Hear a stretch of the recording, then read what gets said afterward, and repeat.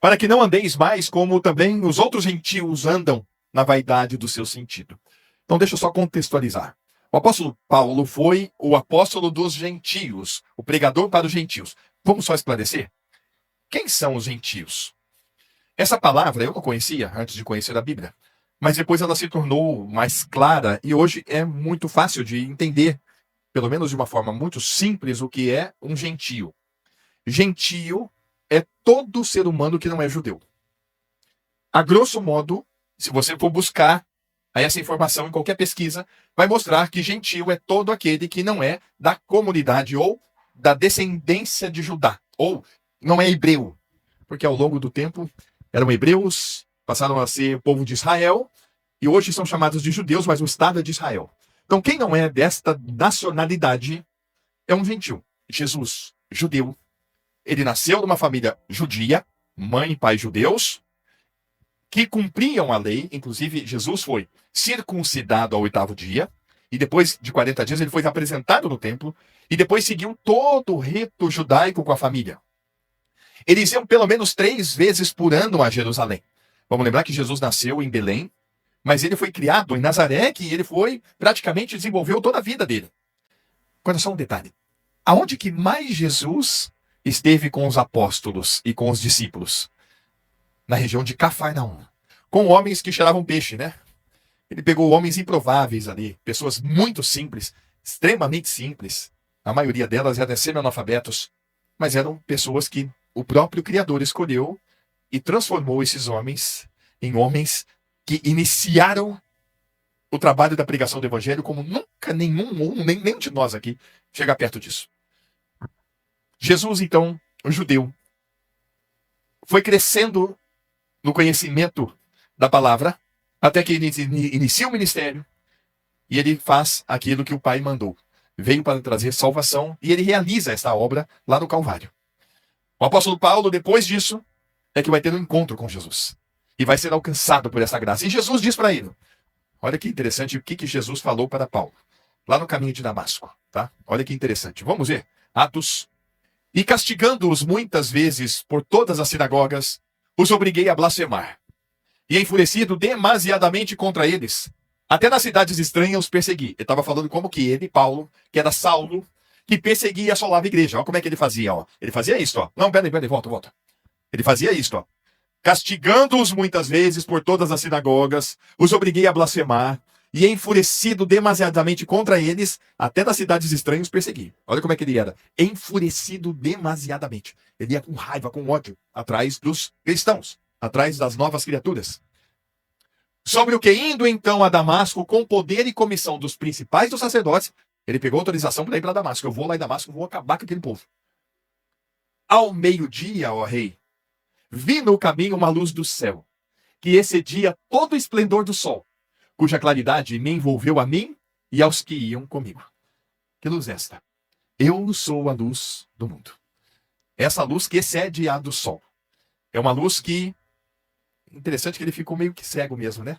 Ele ficou com a vista prejudicada durante 3 dias, até que Ananias depois foi lá e orou e as escamas caíram. E caindo nós todos por terra, ouvi uma voz que me falava em língua hebraica. Dizia, Saulo, Saulo, por que me persegues? Dura coisa te é recalcitrar contra os agrilhões. E disse eu, quem é, Senhor? E ele respondeu, eu sou Jesus, a quem tu persegues. Mas levanta-te e põe-te sobre teus pés, porque te apareci por isto, para te pôr por ministro e testemunha, tanto das coisas que tem visto, como daquelas pelas quais te aparecerei ainda.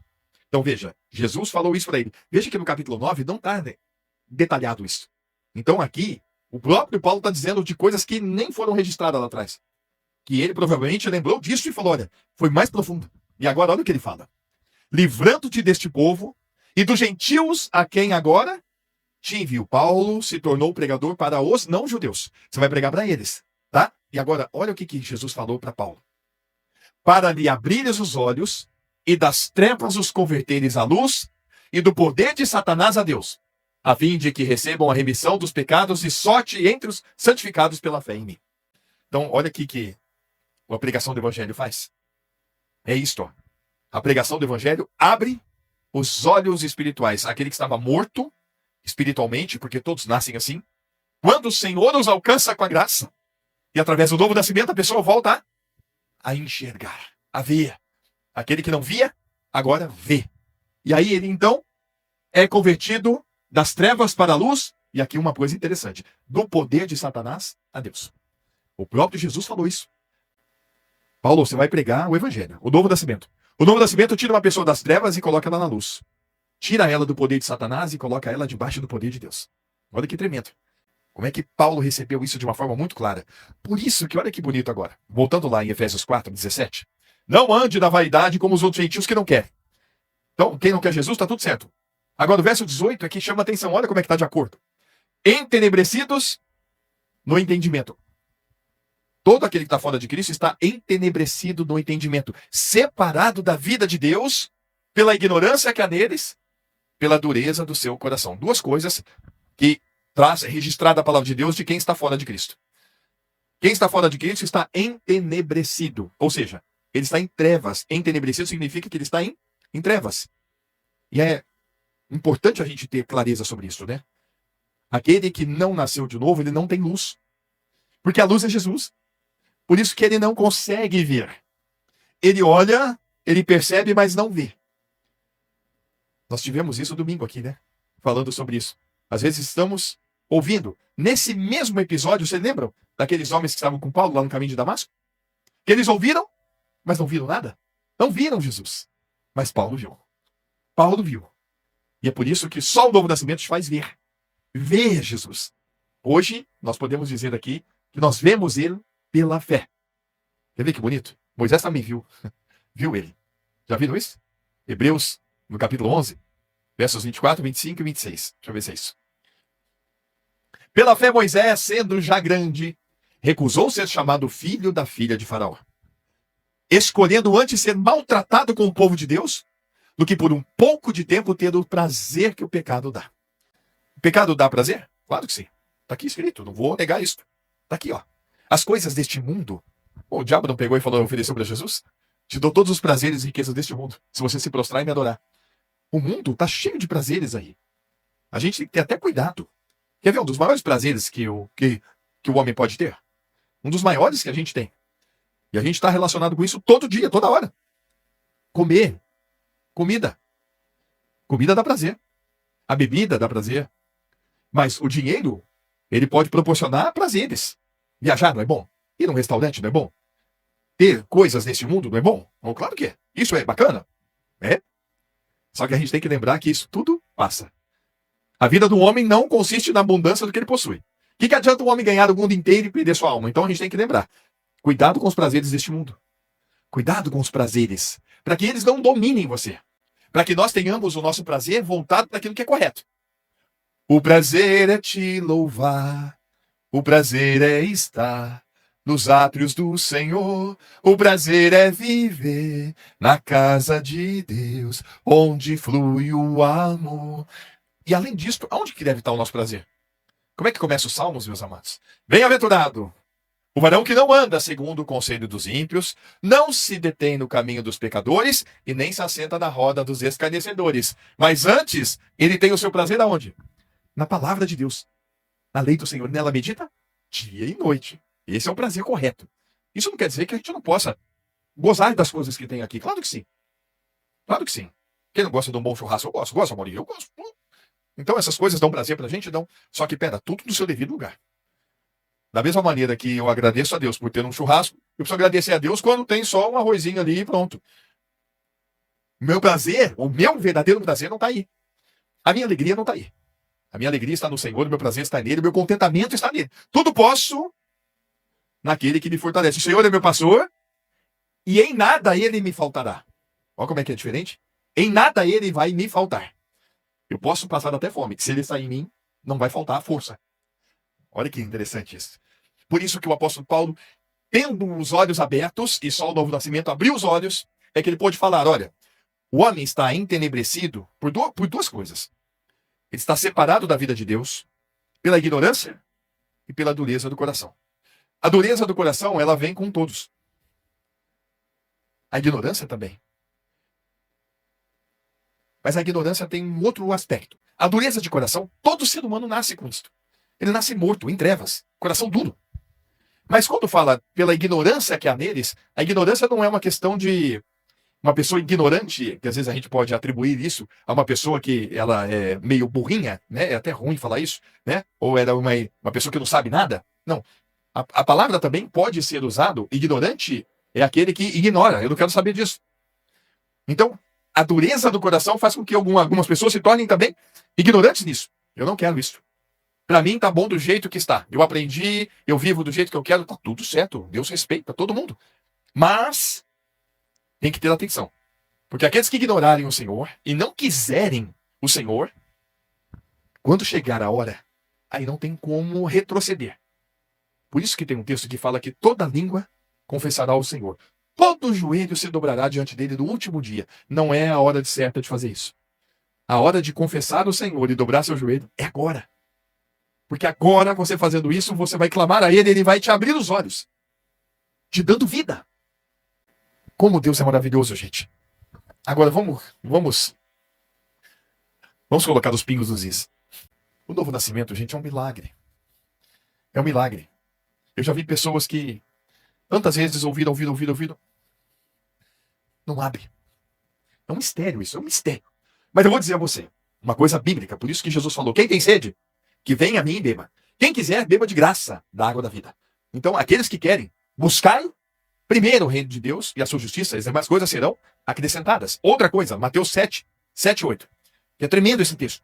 É uma lei que Deus colocou ali e ela é tremenda. Pedi e dar-se-vos-á. Buscai e encontrareis, batei e abri-se-vos-á. Por quê? Porque aquele que pede, recebe. O que busca, encontra. E ao que bate, se abre. Só que deixa eu colocar uma coisa aqui da minha perspectiva. Eu não consigo entender isto para as coisas deste mundo. Ah, eu vou buscar o Senhor porque eu quero uma casa, eu quero um carro, porque isso, aquilo outro. Eu não estou entendendo isso assim. Mas tudo que eu vejo aqui está relacionado a um princípio básico e elementar. Busca o Senhor, pede a Ele, bate que Ele vai abrir o caminho do céu para você. Eu só vejo Deus falando aqui do caminho do céu. Como que eu vou para o céu? Peça a Ele. Bate. Bate. Senhor. É aquele que clama o Senhor, clama. Porque Ele vai te alcançar com a graça. E bem sei eu, Deus meu, que tu provas os corações e que da sinceridade te agradas. Esse texto mexeu muito comigo até hoje, quando eu leio aqui, eu vejo aqui um princípio. Qual é o princípio? Primeiro aqui, é que Deus prova os corações. Só Ele que sabe qual que é a intenção que está dentro de você agora, qual é a intenção que tem em cada um de nós ao longo de todo o tempo. Ele sabe, a gente não sabe. Eu posso disfarçar bastante. O ser humano é um bom ator. Quando ele quer, ele é um bom ator. Mas diante de Deus, todos nós estamos nus diante dele. Então, ele prova, ele sabe o que é a intenção de cada um. E o que ele se agrada? Se ele sabe lá no fundo o que é a intenção de cada um, do que ele se agrada? De quem é sincero. De quem é sincero. Mas aí a sinceridade para quê? Como é que Deus vai agraciar alguém quando ele vê que sinceramente você está buscando ele para ser salvo e não para receber nada e não para ter as coisas dele, mas para ser salvo por ele? Quando alguém é tocado por isso, o que adianta, cara? O que adianta ter uma vida com as coisas aqui deste mundo? O assunto mais importante da tua vida, o único que a Bíblia fala que você deve decidir, é sobre a sua salvação. Quer ser salvo ou não? Você quer ter os olhos abertos ou não? Você quer ter Jesus em você ou não? O resto, tudo é resto, gente. Eu não vou me cansar de falar isso. O resto é resto. A coisa mais importante da vida de um ser humano é esta busca que ele deve fazer para ser salvo. Ah, eu vou abençoar você com um bom trabalho, com uma boa família, com tudo isso. Se tiver, louvado seja Deus. E a Bíblia mostra como é que a gente pode ser muito feliz em ter uma boa família, em ter as coisas. Mas isso é secundário. Primeiro, buscar primeiro o reino de Deus. Você tem que ter o reino de Deus. Onde é que está o reino de Deus? Perguntaram para Jesus. Aonde que está o reino de Deus? Com que aparência a gente vai ver? Jesus falou, não vem com aparência exterior. Mas o reino de Deus está dentro de você. Ou seja, Jesus em nós é o reino de Deus. É Deus reinando. Deus tem que estar entronizado dentro de nós. Aonde que Jesus fica dentro de nós? para que ele habite pela fé em vossos corações. É lá que ele está. O novo coração. Por isso que o evangelho é tremendo, né? Parece simples, mas é tão misterioso, complexo e fora de qualquer padrão que se torna uma coisa fora da casinha. Jesus na cruz. Parece uma coisa tão simples. É uma história que a gente conhece. Jesus lá na cruz. Olha quantos crucifixos. Quantos você vê por dia? Quantos? Mas espera aí. Foi ali que me vi, sim, pregado na cruz, para um novo homem ressuscitar. Só Deus para abrir os olhos. Jesus atraiu a todos nós do corpo dele. Quando ele foi levantado da cruz, ele nos levou com ele. Nós fomos pela fé crucificados com Cristo para que o pecado que entrou em nós, o pecado que fez com que o coração ficasse duro, o pecado que trouxe as trevas para dentro de nós, ou para dentro daquele que está fora de Cristo. E só o Senhor, o Cordeiro de Deus, que vem para tirar, para nos iluminar com a sua luz.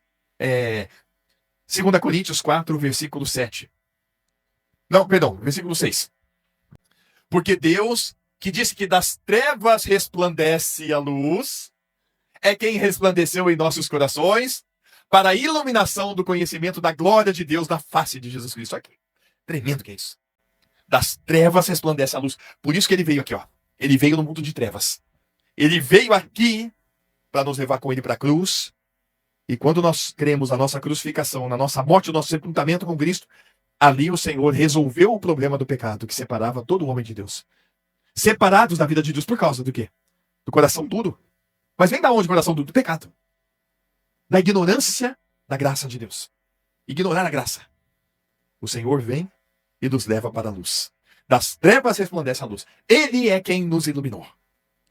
Por isso que quando nós cremos na nossa morte com Cristo e na nossa ressurreição com Ele, meus amados, isso é a maior transformação, a maior experiência que o ser humano pode ter na vida. Não tem outra. Nada se compara. Por isso que nós estamos aqui. Por causa de um homem que eu nunca vi na minha vida. Um judeu que eu nunca vi na minha vida. E ele é a inspiração para tudo que a gente deve fazer. Ele é o centro. Ele é a energia. Ele é a força. Ele é tudo em nós. Cristo é tudo em todos que estão nele. Por isso que a gente insiste aqui em mostrar isso, amados. Este é o assunto principal. Os quais, havendo perdido todo sentimento, se entregaram à dissolução para com avidez cometerem toda impureza. Isso mostra o que a natureza perversa, o pecado, causa na humanidade. É isso.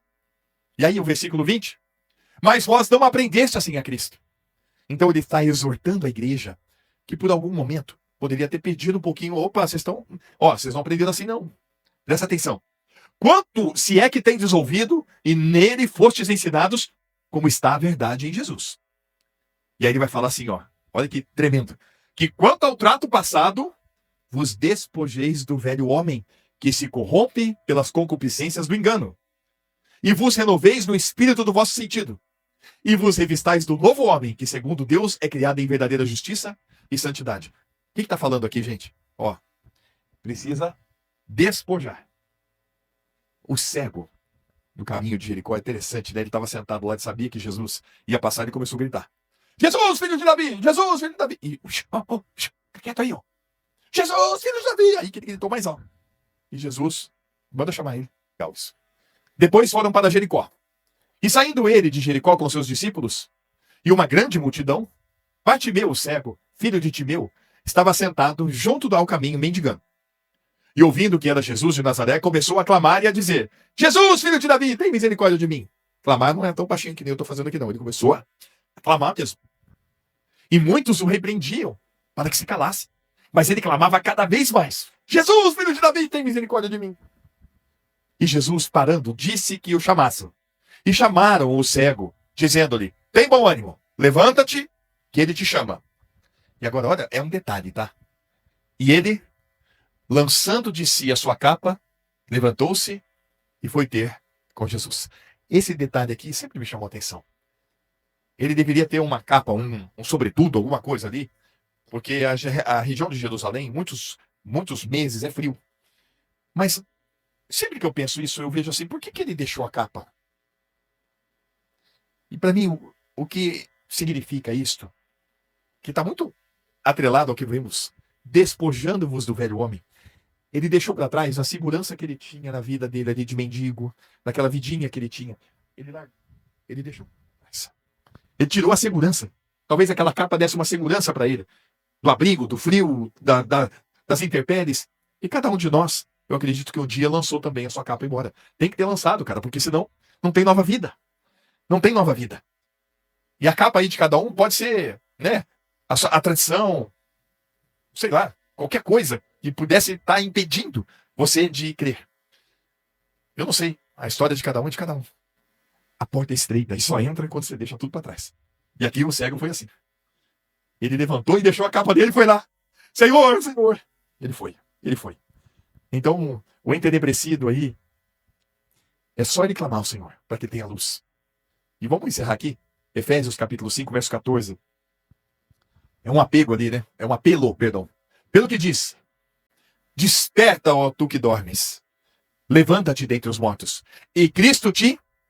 Ali fala esclarecerá, a outra versão vai falar Cristo te iluminará. Esclarecer significa trazer clareza, trazer luz. Desperta. Como que você pode despertar? Diante da graça. Não receba a graça de Deus em vão. Está ouvindo? Então peça a Deus. Eu fiz isso. Se isso é verdade, mostra para mim, Senhor. E como Deus é tremendo, Ele está esperando isso. Mas Ele tem que ver sinceridade mesmo. Isso é verdade. Então me mostra. Me mostra. Para que isso aqui tenha sentido para mim. É isso que todos nós devemos ter clareza. Quando o Senhor nos inunda com a sua luz, cara, é uma transformação tão extraordinária de vida que a gente passa a ter só uma referência, um propósito. E a partir daí a nossa vida vai ter um... Deixa eu tentar explicar isso. Eu sempre busquei pensar qual é o sentido da vida. Eu sempre tinha isso lá no fundo. Qual é o sentido da vida? Até hoje, eu quando converso com meu pai, algumas pessoas, eu sempre gosto de filosofar um pouco sobre isso. É que agora eu já estou descansado. Faz 20 anos que eu descansei. Por quê? Porque agora eu sei qual é o sentido da vida. O sentido da vida é Jesus. Eu sou o caminho, a verdade e a vida. Ele é o sentido. Que fora dele, meu amado, você não vai encontrar nunca descanso. Da onde a gente veio? Quem nós somos? Para onde a gente vai? São coisas que a humanidade e os grandes filósofos tentam falar disso e explicar isso todos os dias. Da onde viemos? Para onde vamos? E quando tem... Agora é o 3i Atlas. Quem está sabendo aí? Não está sabendo não? Do 3i Atlas. Pesquisa. É uma nave que está chegando aí, ó. Uma nave enorme. Só estou falando disso agora. E aí, porque ali já estão descobrindo da onde que veio, para onde vai, e não sei das quantas, aí assa osso aqui, assa aquilo ali, e aí vai achando para falar o que é a vida, quais são os mistérios da vida. Tem o History Channel, fala sobre os mistérios. Isso é muito atrativo. Eu, pelo menos, gostava muito. E dependendo do programa, de repente você começa a entrar ali, opa, ó.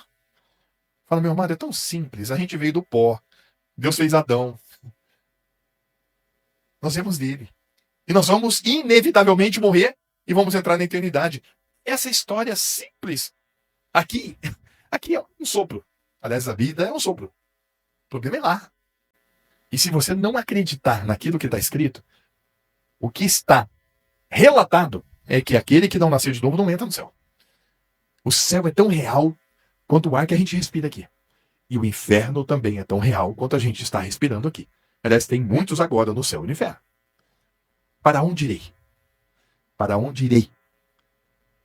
Por isso que eu falo que o novo nascimento é um milagre. É um milagre. E que Deus abençoe a muitos com esse milagre.